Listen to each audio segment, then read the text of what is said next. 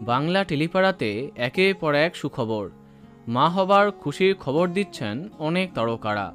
আজ জানব বাংলা টেলিভিশনের সেই জনপ্রিয় নায়িকা সম্পর্কে, যিনি একসময় খুবই জনপ্রিয় ছিলেন, কিন্তু বর্তমানে স্বামী সংসার নিয়ে কাটছে তার জীবন।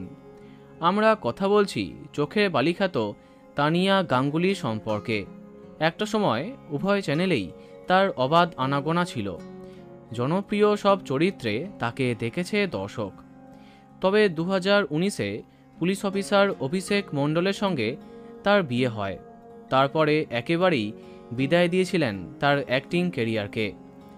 সম্প্রতি ছেলের মা হয়েছেন তানিয়া, যদিও সন্তানের জন্ম দেবার সময় এই সুখবরটা সামনে আনেননি।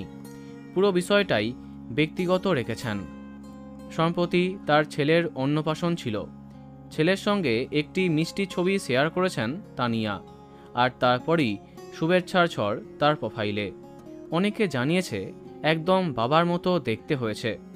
অনেকে বলেছে এই জন্যই হয়তো আপনি আর কাজে ফিরছেন না। বোঝাই যাচ্ছে স্বামী সংসারের পরে তার জীবনে প্রবেশ করেছে তার সন্তান। তো বন্ধুরা, মা ছেলেকে কেমন লাগছে কমেন্টে জানাতে পারো। আর এই রকমই আরও অনেক ভিডিও পেতে সাবস্ক্রাইব কারেন্ট পজ।